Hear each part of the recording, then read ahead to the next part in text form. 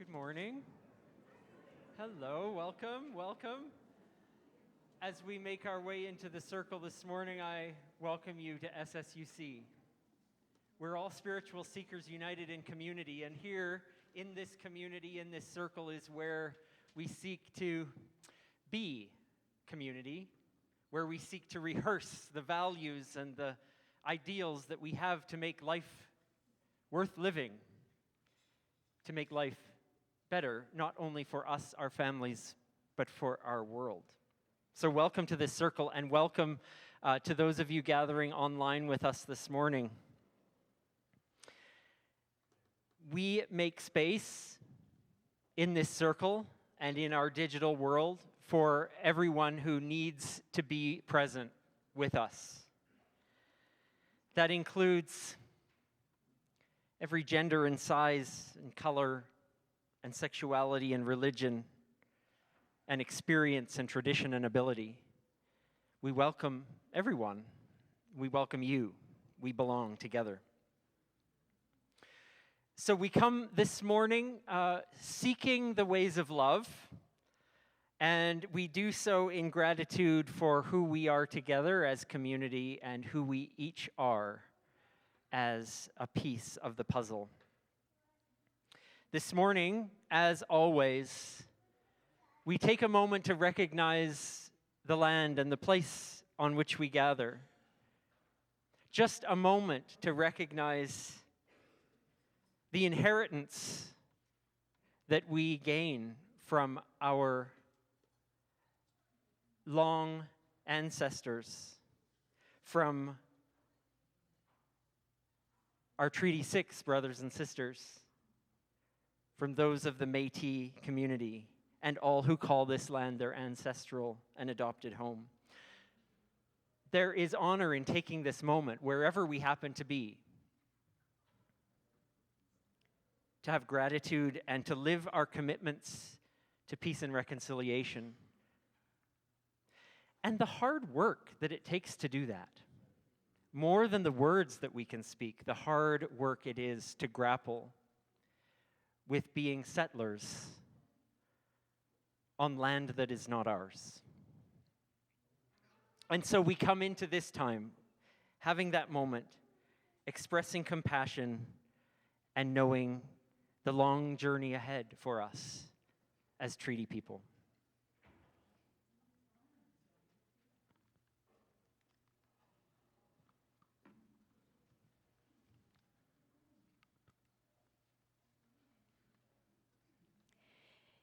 Each week when we gather, we have a ritual that we repeat again and again. We light a candle. Whether you're here in this space, enjoying the flame of our community candle, or at home lighting your candle, we share this ritual with one another. And as we kindle a flame, we breathe with its flicker. We breathe our gratitude for all that makes life possible.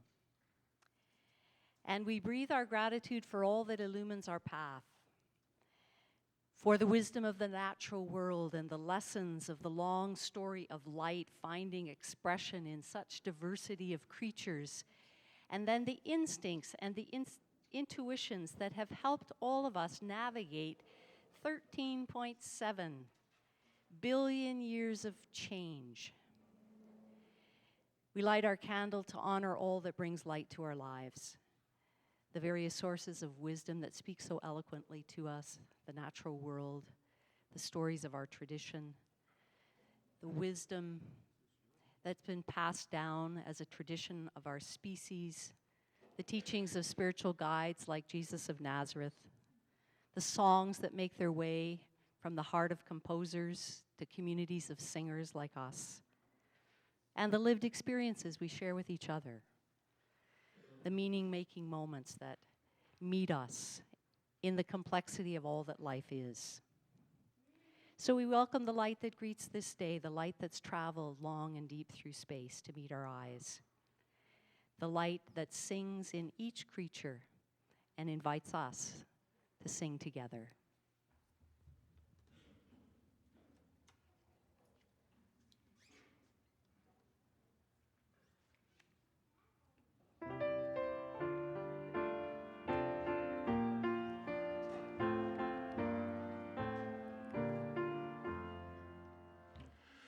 Love sustains the human spirit. Love empowers us to go on. Love renews us and reframes us, constant like the rising sun. Love's the path of every human, love's the call of sacred voice. Love's the gift of grace and justice, love's the song we sing, rejoice.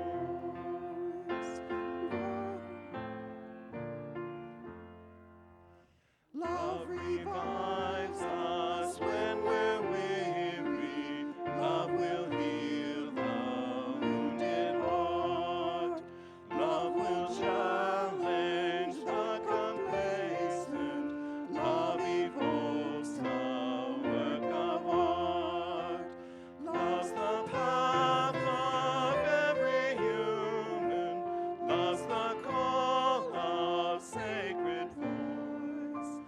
Love's the gift of grace and justice, love's the song we sing, rejoice.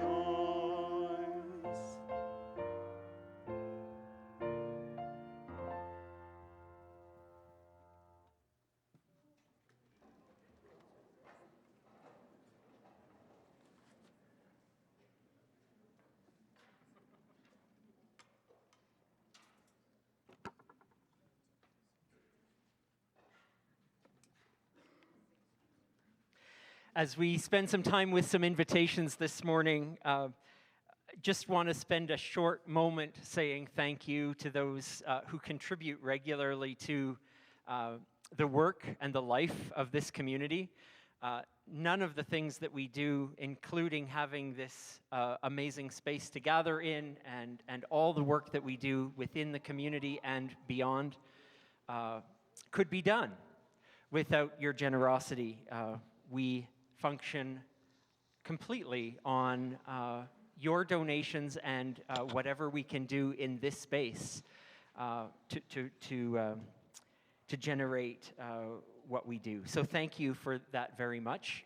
If you would like to donate to our work this morning, you can do so in a box at the back of the hall or in any of the online ways that you see on the screen. Including setting up automatic withdrawal, which makes yours and our lives easier, and many of you are doing that, and we thank you for that. You can also buy grocery cards in the hall. I want to share with you for 1 minute just the impact that these... Now, I'm saying this, that I want to share with you the impact, but I've got no numbers in front of me, so David is shaking his head. But I just want to tell you that... you purchasing grocery cards just to use in your everyday grocery purchases helps this congregation with a portion, a percentage of that money back to us. And that has funded us over the past many years in a great way. And I'll just whet your appetite. We'll share those numbers at some time soon. But I'm talking my way out of this, aren't I? Just to say, yes, exactly. Let me tell you, if you haven't purchased grocery cards through us, that little act and then using those cards at the store can make a big difference for us. So thank you for considering funneling your grocery purchases through our ministry and helping us along the way. Zoe. I think we have some Emberwood news and lots coming up, so thank you for sharing that with us. Thanks, Chris. Good morning, everyone. Lots to share with you today. You'll be sick of my voice by the end of our gathering. So a few things coming up. I see lots of little ones today with us, which is so lovely. We're going to have a Forest Families for this community the first Saturday of February. Following Chris's lead, I should have that date. I do not. So the first Saturday of February from 1 until 3 p.m., we're going to meet here at the SSUC parking lot. Mia, our Forest Families facilitator, will lead folks to some outdoor fun, some family activities. It's free or by donation, so we would love, love, love to have you with us. So find a young person, find a child, borrow a child if you need to, and come on out and spend that afternoon with us the first Saturday of the month. Emberwood has a whole bunch of new things happening this month, so our website has been overhauled. We've got a short outdoor walking solo nows on Thursdays at 12:15. So a nice little lunch break activity for folks who need 30 minutes, 30 short minutes outside for some guided ecotherapy activities. And Wednesday evenings, so our first one will be this coming Wednesday, we're going to have an indoor nature ritual. So you can come here to SSUC. We'll have a whole bunch of found natural objects that we'll bring indoors for folks. If you were at the solstice event, you may already have a little idea of what we'll do. But an opportunity to do some meditative practice, some quiet time with natural found objects. My final thing to tell you, we have one more online thing. That's with me on Sunday evenings. We get together, we listen to some music, we practice some mindful breathing, and we spend an hour of quiet, restorative time together. Many of you are already with that group with me, but the invitation is still open for those who'd like to join us. We will meet tonight. There is still time. You can still be with me and that lovely group that gathers. There's about 10 of us right now, so we would love, love, love to have you out at that. I think that's everything. I'll be around after the gathering today if you've got questions.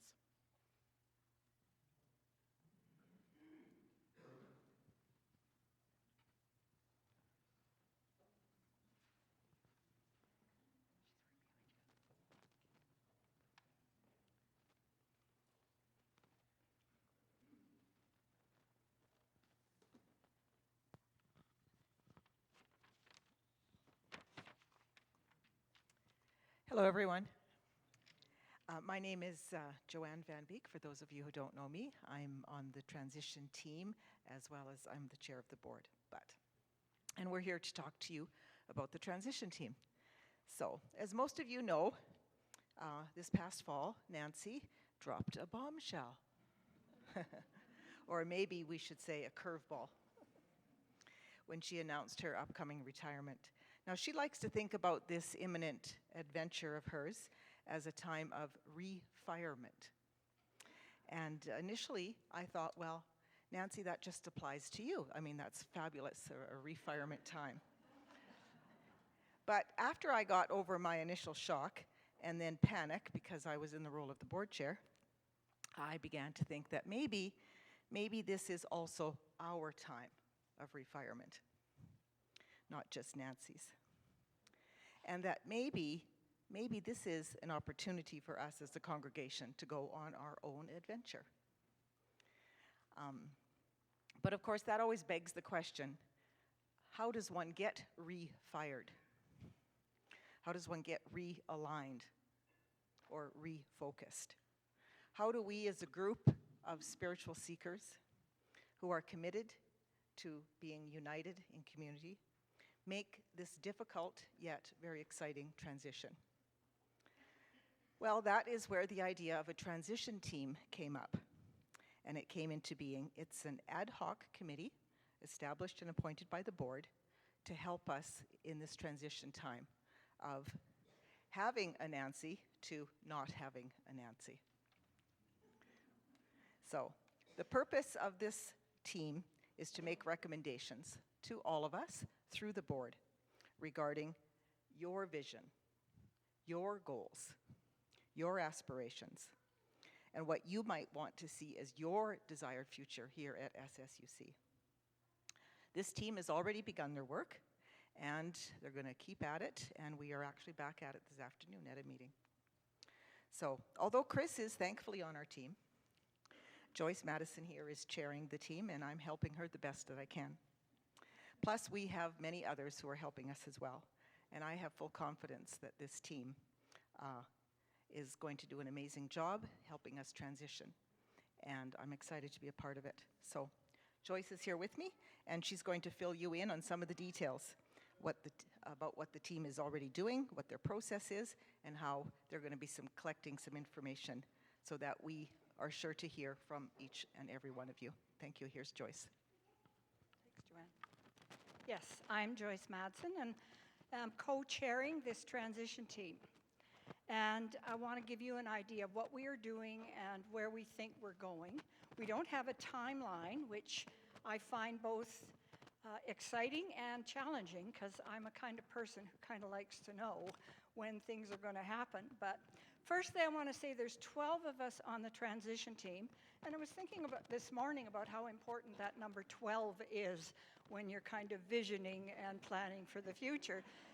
So, and some of them are here today, so I would ask, if you're on the transition team, would you please stand up so others will know who you are, and if you have thoughts, ideas, questions, etc., that you want to share, you know who you can take them to.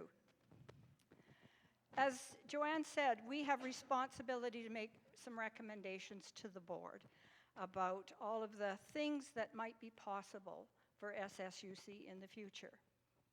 And we've also hired an outside facilitator to work with us.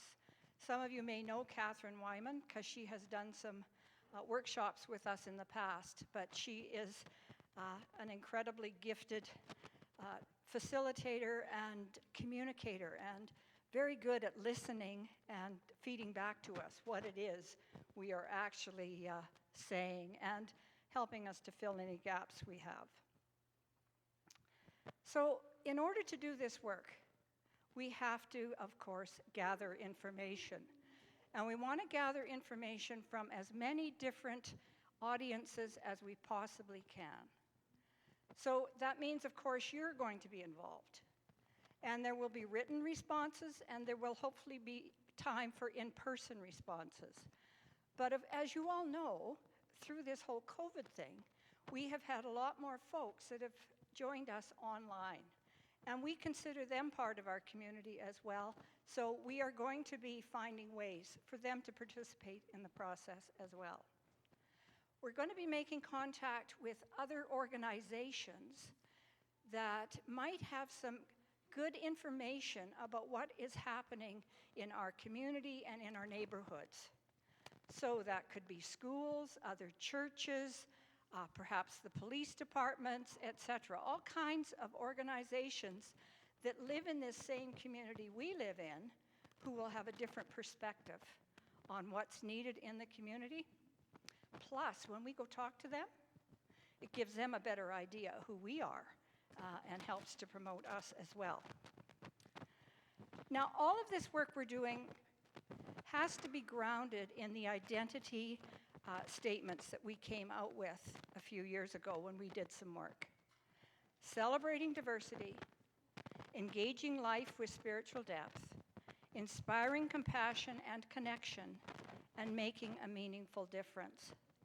So as we're gathering information, we are holding those four values close to the work that we're doing, because we don't need to go off on some new creative venture. However, we know that this is not the normal process of the United Church. When a clergy is retiring or leaving, they have some very specific ways we're supposed to do things. But then we've never really been following the rules anyway. So why would we start now? So we really feel, as Joanne was saying, that this is an opportunity for us to do some real exploration. Technology has changed and grown. We have already begun to do the nature ministry that Zoe and Allison are very involved in. There are ministries we may need to revitalize, and maybe there's some areas that we've never explored that we could find a chance to do. I want you to be perfectly clear that there are no foregone conclusions to where this work will take us. We have no hidden agendas. We are really listening to all of the voices, and then we'll discern very prayerfully what the future we would recommend for the church would be. So we look forward to hearing from you and working with you. Thank you.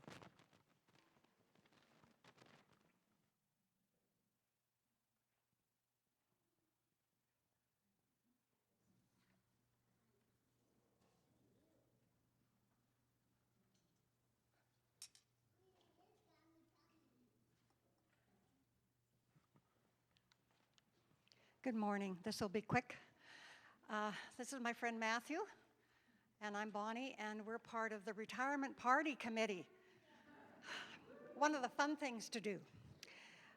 There's a lot happening, and as you know, the RSVP deadline has passed, and I'm sorry if you didn't get a seat at the food table, but we're just so excited that about I think we're planning for about 248 people. So the luncheon and the program for next Sunday's tribute to Nancy is fully subscribed, and we are very excited. If you've been unable to secure a spot, we invite you to go online for the live stream of the program, and the program itself will start around 1:30. Lunch has been moved to 12:30 to accommodate a few necessities. I was going to say, next week, volunteer helpers will be changing this space and converting it so that we can have dessert in the small hall and set this up for the luncheon. And because of that, we'll need you to get out of here quickly next week and go downstairs for your coffee. There will be no coffee in here next week, so you better fuel your tank before you come. It will be available in the lower hall while they get everything set up for the lunch. So keep that up here for next week, okay? And I said the lunch will be at 12:30 now. It said 12 initially, but we have to accommodate a few things. So you will get fed at 12:30. All right, Matthew, it's your turn. Thank you. Good morning, everyone. You can read my lips. Just reminding you that you could also sign Nancy's digital retirement card through the on the Kudo board, which was sent out through the messenger, so you can access that. Again, if tech is not your thing, there are cards that should be available in the foyer that you can write a message, and then they'll be put up onto the digital Kudo board afterwards. And then that will be converted into, it'll be shared with her digitally, and then converted into a book that she'll have as a keepsake. So just letting you know about that. Thank you for everyone that's also contributed and donated to the event. Just the first thing is the donations are going towards is Nancy's gift, which then the rest will then cover the cost of the event, and then anything that's not covered will be covered by the church budget for next year. And so appreciate it. If you do choose to donate, you can donate online, and just make sure you mark it as indicating retirement so they know what it's for. And the last thing to be able to remind you is that there's going to be a lot of people in here, and so for those of you that are attending, we just want to have you considering some possibilities that if to keep everybody safe for that day, that if you're not feeling well, consider then joining us online instead. If you want to mask, we encourage you to do so, and that if you want to even do testing, you can as well, just to make sure that we can make it as a safe environment for everybody as possible for that day. Any more details, you can access them on the website. And that's it. Hope to see you there.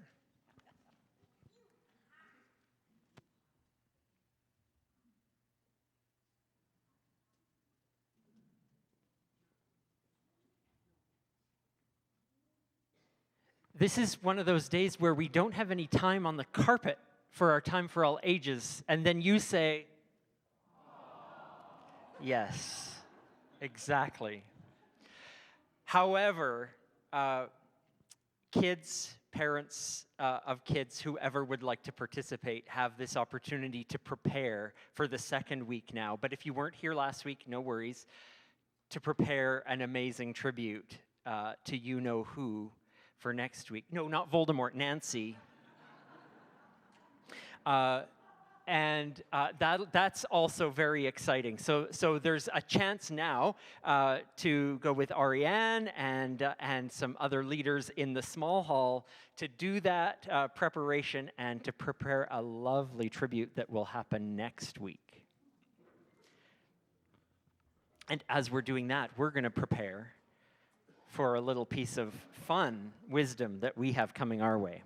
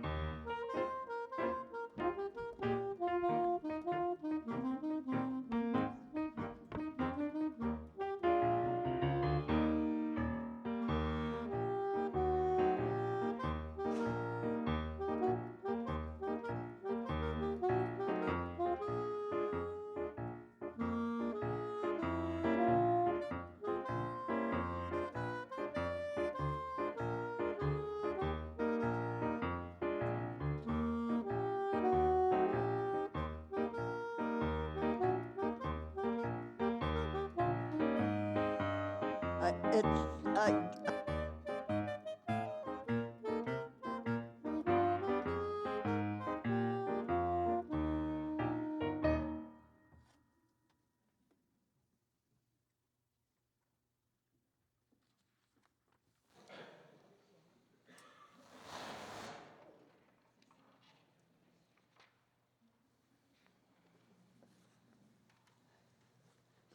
Bruce is a bear.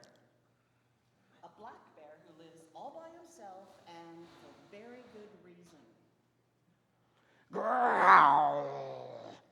He's a grump. In truth, he's happiest when he's grumpiest.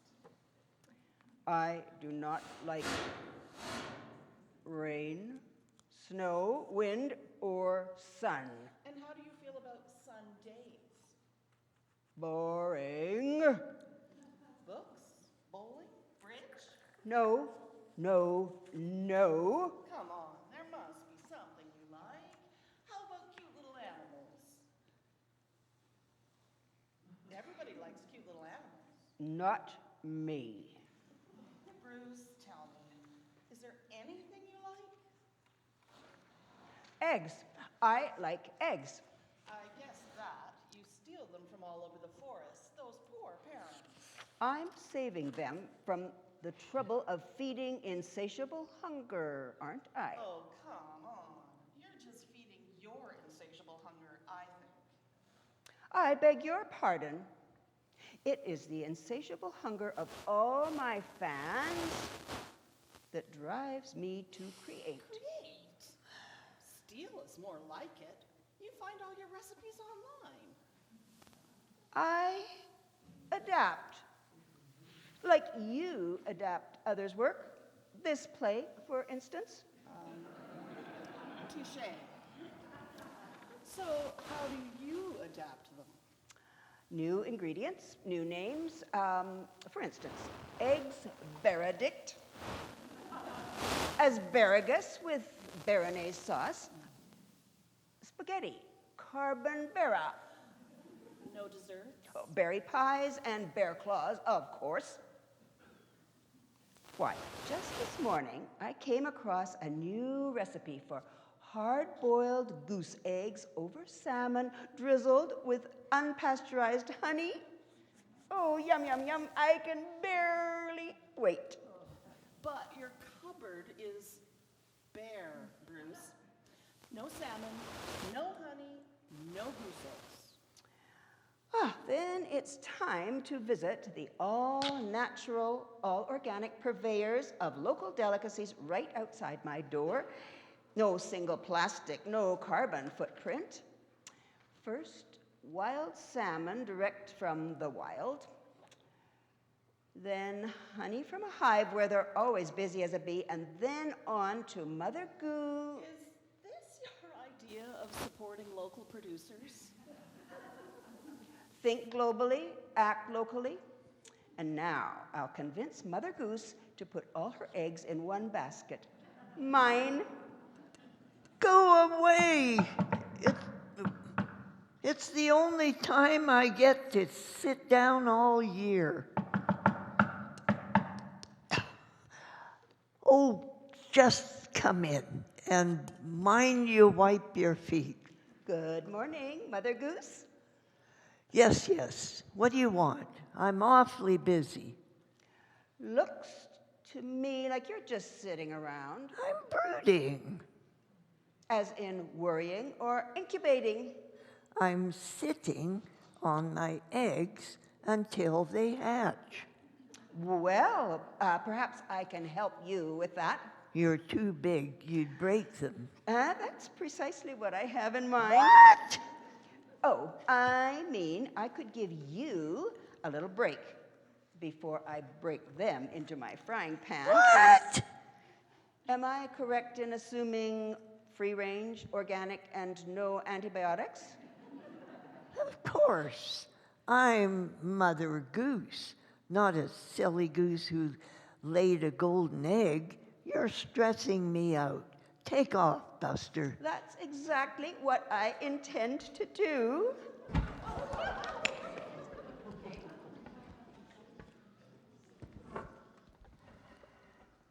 Gotta run. These Sorry. eggs ain't gonna boil themselves. Boil them.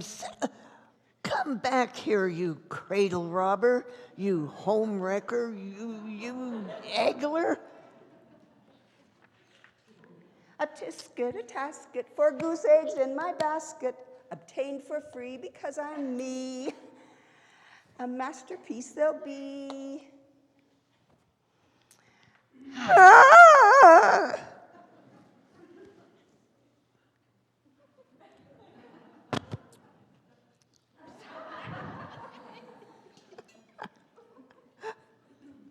Oh, okay. These things don't stay on. Immerse eggs. You know I have it on, right? Immerse a single layer of eggs in 1 inch of water.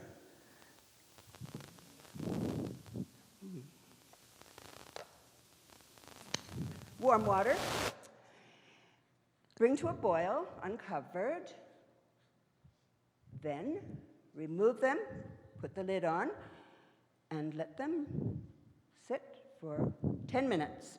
I better check the fire. No, the fire's fizzled out. Serves you right for stealing those eggs from Mother Goose. Guess your meal plan's gone up in smoke. I can't bear it. Just when I was ready to put epic back into Epicurean. As they say, what's sauce for the goose is sauce for the gander. Bruce, I hope this experience will help you see the light and... Light? I just need to light another fire. Me and my big mouth. Hi ho, it's off for wood I go. Da la la la la la la la. Hi ho, hi ho, hi ho, hi ho, hi ho. It's off for wood I go.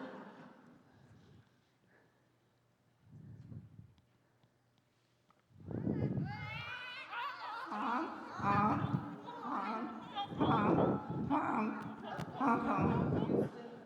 think we have a problem. Honk! Greetings! Honk, honk, hello, bonjour, Tansy. Honk, honk. Howdy! Honk! Honk! Honk! Honk, honk. It seems Bruce is about to receive a most unwelcome welcome home.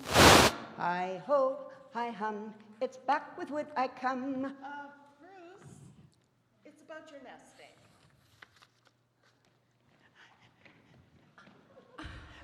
Mama! What? Mama! Who? Ding, ding, ding. Your eggs are done. Mama! Stop calling me that. I am not your mother. Just look at me. Furs, not feathers.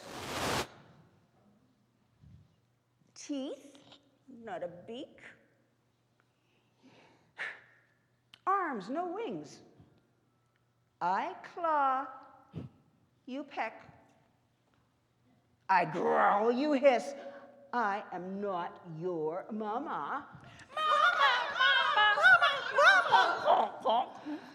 Help, help. A victim of mistaken identity. Call John Acorn. Call that Quirks and Quarks guy. Yeah, call him. No, better still, call David Suzuki. Mama! What am I going to do? Bruce usually does what comes naturally to him. His stomach usually rules his ethics. Which is why I was surprised that he only thought for the briefest of moment about making buttered goslings on toast.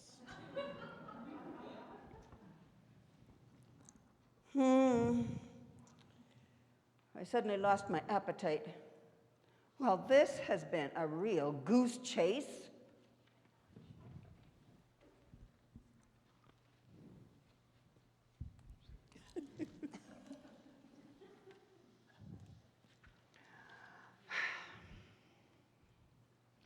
Okay, you lot, into the cart.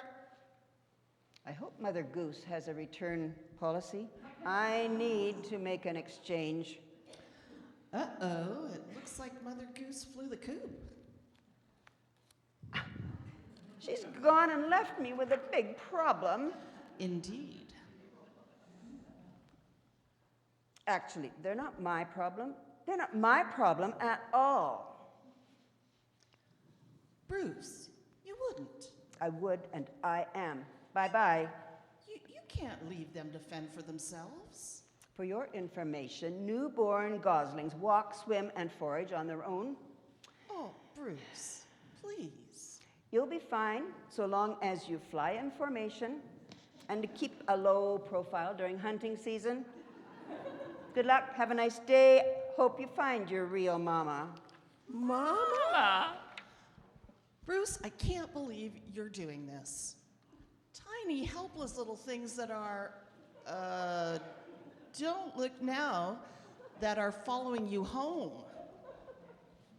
Oh, can't you take a hint? Go away. For the last time, I am not your mother.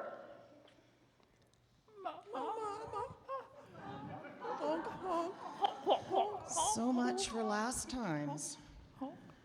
Huh. I liked you better as eggs.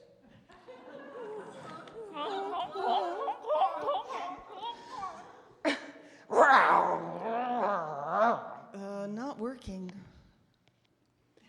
Mama! Goslings are incredibly impressionable. They'll follow virtually anything that moves, thinking it's their mother.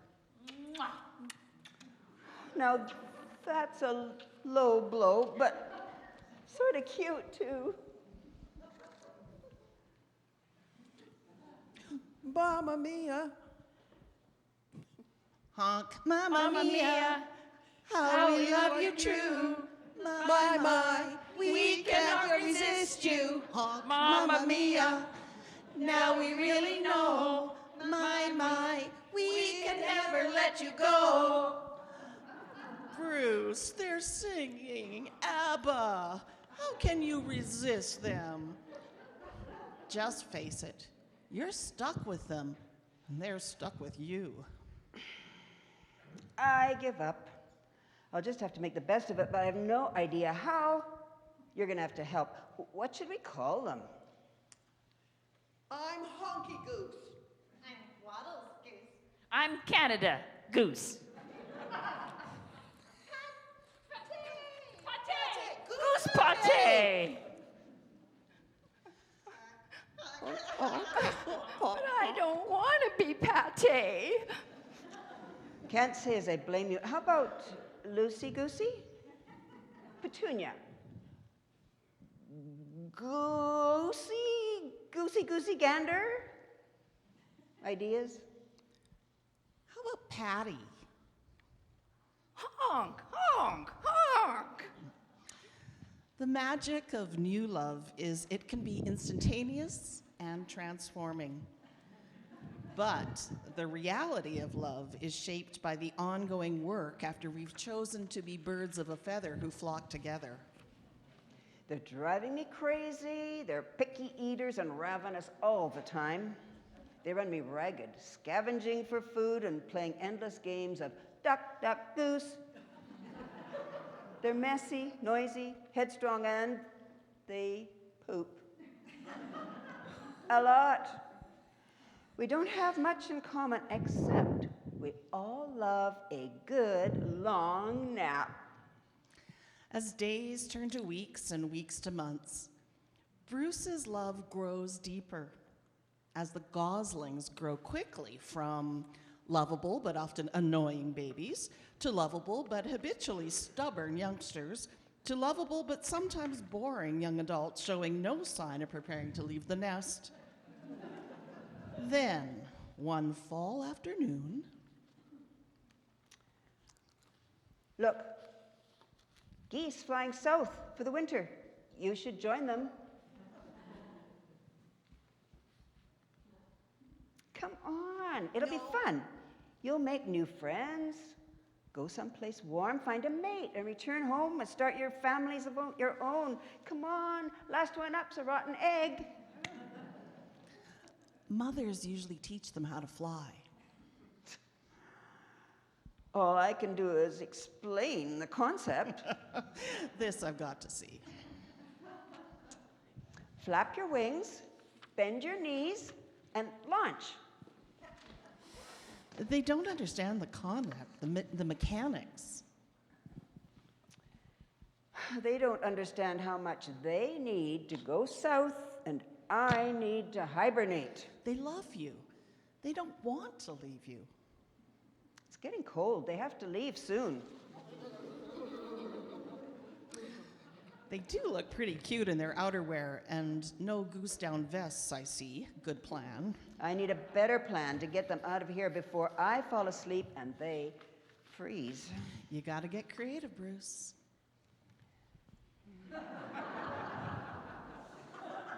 Whee! Do it again! Do it again! It's not working. They simply will not leave. It's not that they won't leave, it's that they won't leave you.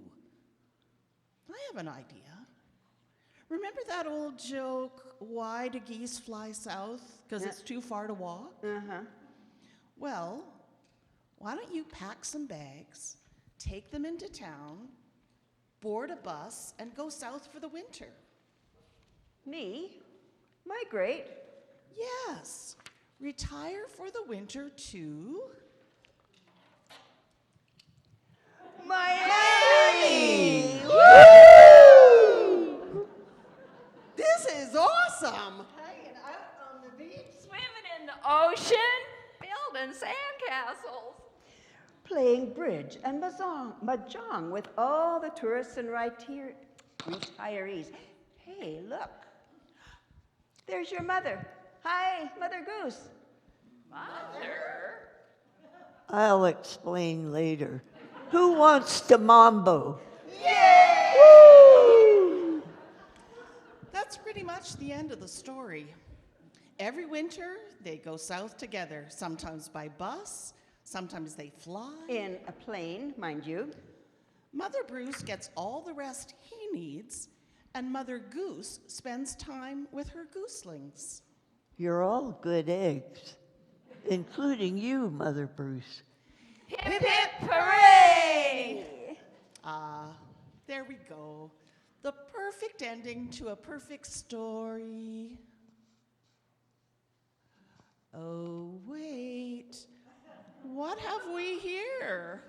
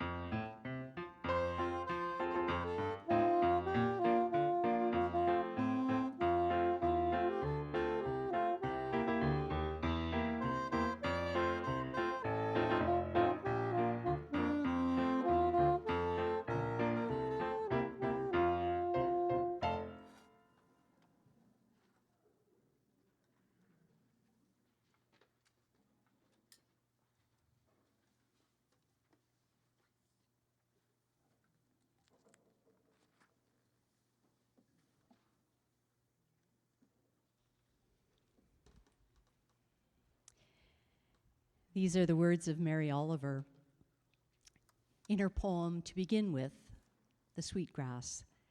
This is just the third and the seventh stanza of a long and wonderful poem.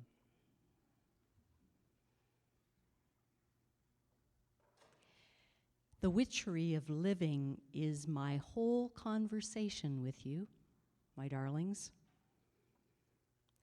All I can tell you is what I know. Look, and look again. This world is not just a thrill for the eyes. It's more than bones. It's more than the delicate wrist with its personal pulse. It's more than the beating of a single heart. It's praising. It's giving until the giving feels like receiving. You have a life. Just imagine that. You have this day, and maybe another, and maybe another. What I loved in the beginning, I think, was mostly myself. Never mind that I had to, since somebody had to. That was many years ago. Since then, I've gone out from my confinements, though with difficulty. I mean the ones that are thought to rule my heart. I cast them out, I put them on the mush pile. They'll be nourishment somehow. Everything is nourishment somehow or another. And I've become the child of the clouds and of hope. I've become the friend of the enemy, whoever that is. I've become older. Cherishing what I've learned, I've become younger. And what do I risk to tell you this, which is all I know? Love yourself. Then forget it. Love the world. In the wisdom of this poet, may we find wisdom for our living.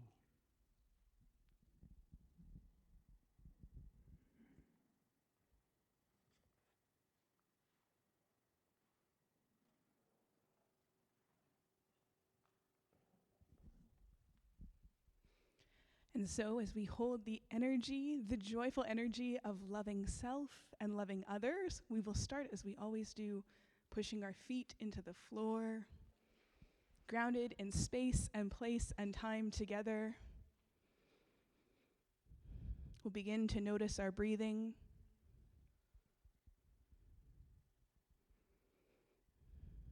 If it's comfortable, you might close your eyes. And allowing your mind to wander to a natural space that you love. It may be close by, your backyard, your local park. It may be far away, somewhere you visited long ago. Allow yourself to really be there.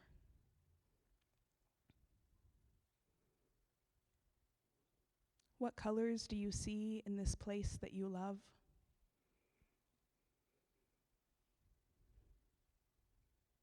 What smells come rushing back as you take a deep breath in?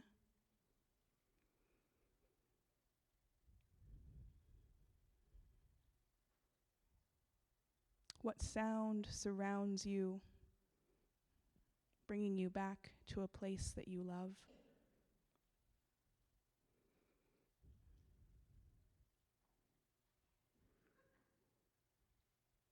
Can you reach out and touch something?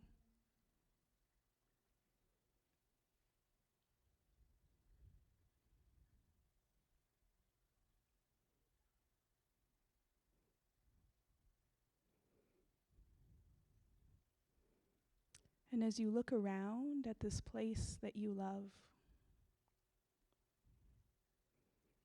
we remember that we can always be here. You can come back time and time again in this gentle way by closing your eyes,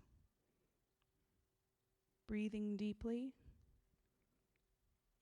and in your mind's eye, returning to the natural space that you love.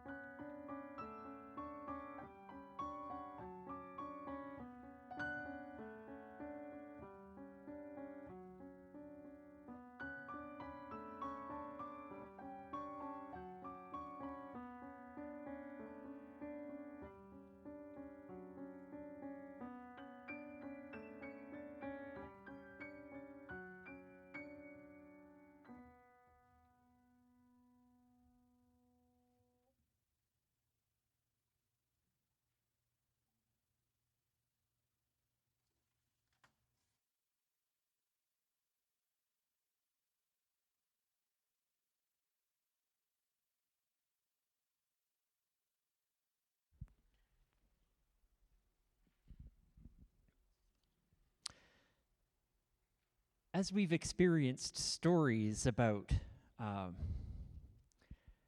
goslings leaving their mama, whether biological or adopted, we recognize the importance of placing all of these stories of love and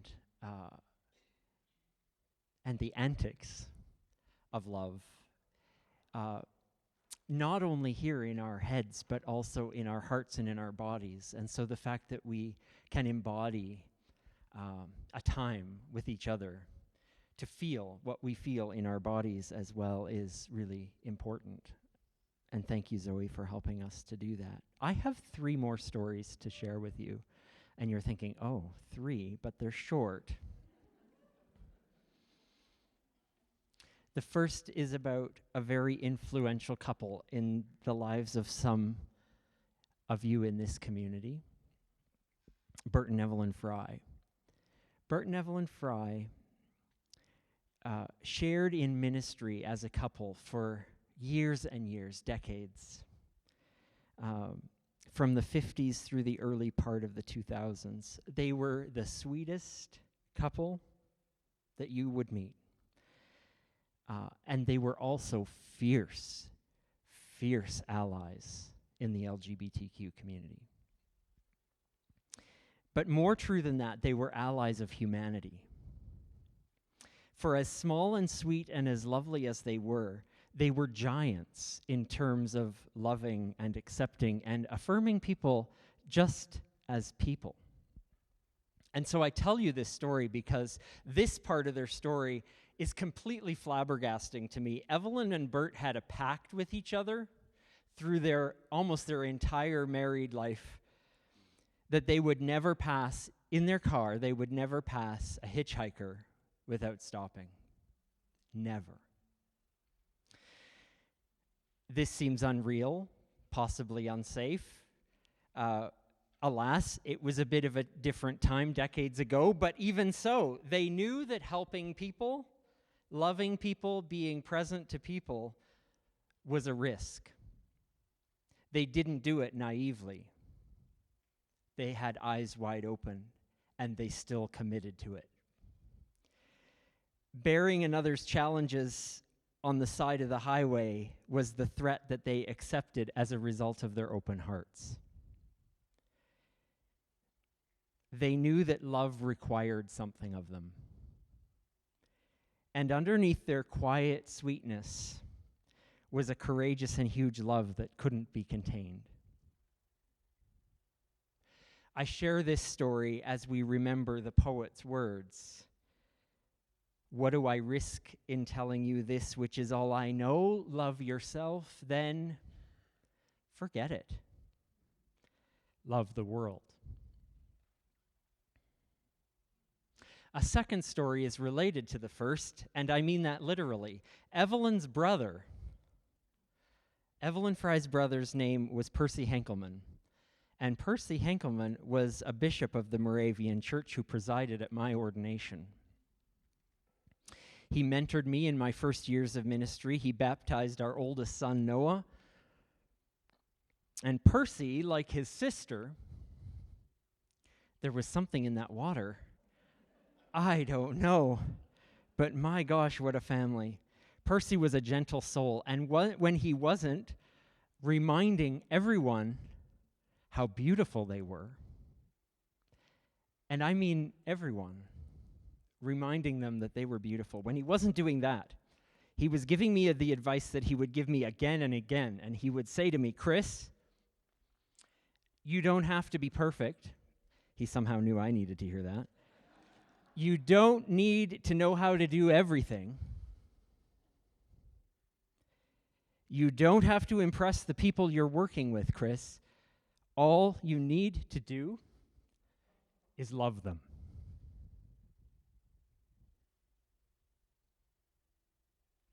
So I speak that story to you as I share with you writings of an early Christian community. This comes from a letter to an early community in Colossae. As ones who are in their very being sacred, loved and loving, clothe yourselves with compassion, kindness, humility, meekness, and patience. Bear with one another. And if anyone has a complaint against another, forgive each other, just as you've experienced forgiveness. And above all, clothe yourselves in love, which binds everything together in perfect harmony.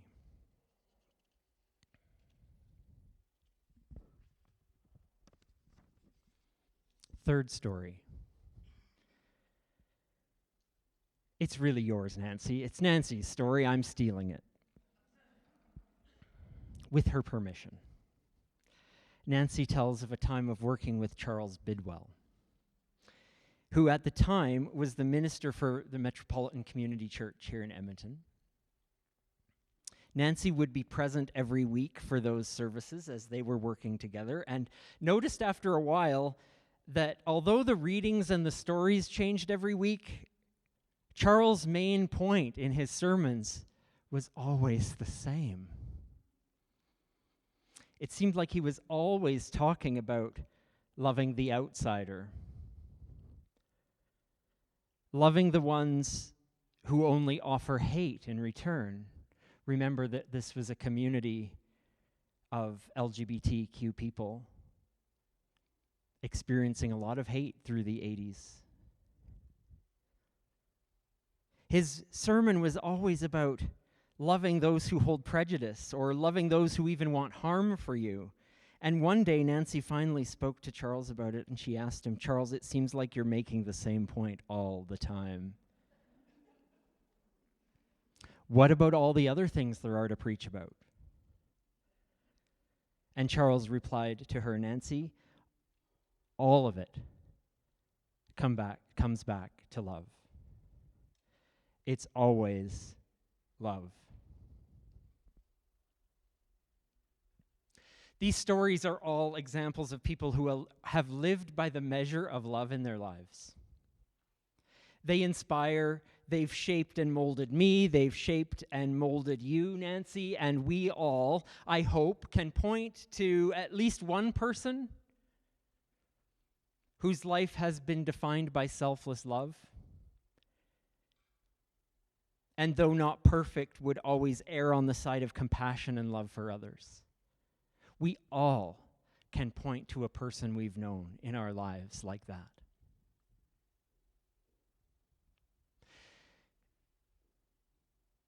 Community of SSUC, we are entering into a time of change and transition. Change and transition is always the jumbliest jumble of emotions. Change can elicit our grief. It can bring about feelings of uncertainty and fear because things won't be the same anymore and we don't know how they'll be. And at the same time, change will bring about in us curiosity and excitement about new ideas or new directions or new adventures or renewed commitments. And I want to encourage us that it is possible to hold all of these things. It isn't easy, but we can be multitudes. We are up to the challenge to be fearful, sad, hopeful, enduring, patient, loving. And it only works, everyone, if we hold it all in the embrace of love. We can hold all of these possibilities and all of these emotions for each other, and we can move forward into tomorrow if we do so with gentleness toward ourselves, of taking it easy on ourselves and recognizing we're allowed to have a minute.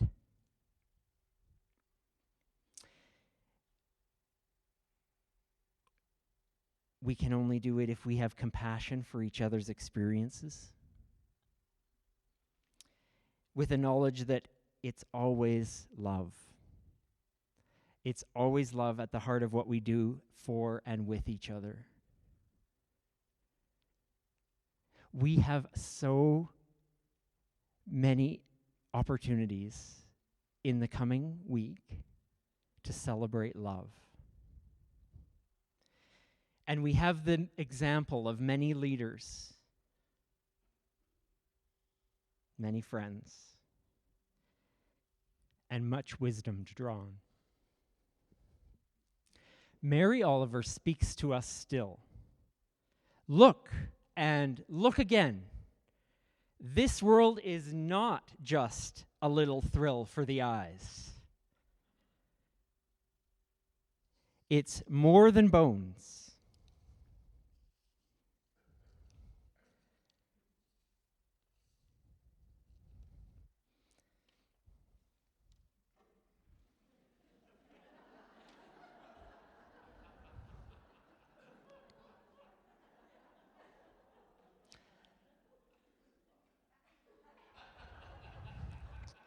In all the years.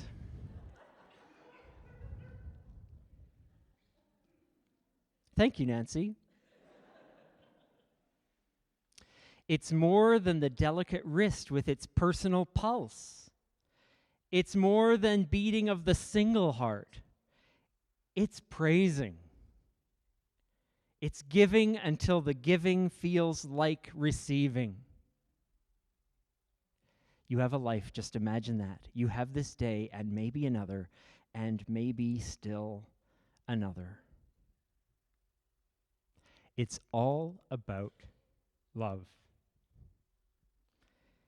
May it be so in the way we live it out, the way we are with and for each other, the way we honor and celebrate.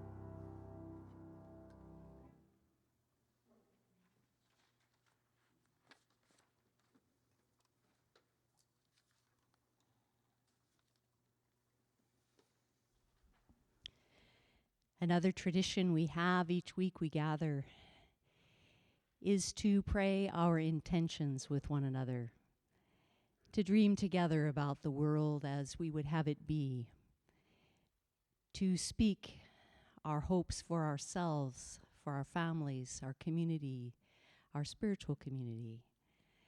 And so we pray with one another, offering the words adapted from Greta Vosper, from her poem, Perhaps.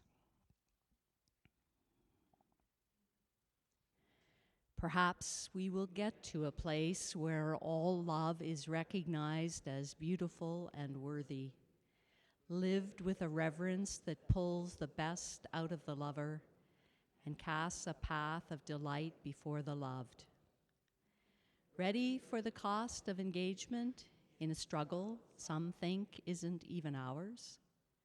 Ready for speaking when the voices of the dispossessed are silenced by the power of fear? Ready for the clash and violence that burns over a line drawn by hatred that can only be erased by the human hands that drew it? Embrace love. Let's set our feet upon love's fragile path and turn ourselves toward grace, toward permission, toward forgiveness, toward whatever strength we need to wrap our rounds around an unknown heart and feel its love wrapping ours. We pray that it may be so.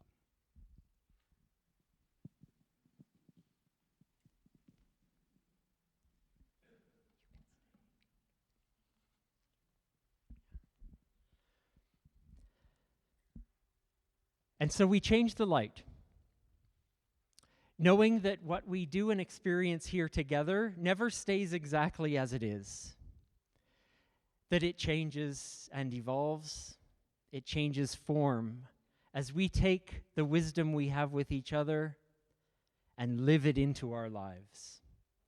So may this light go with us. And above all, may the love go with us.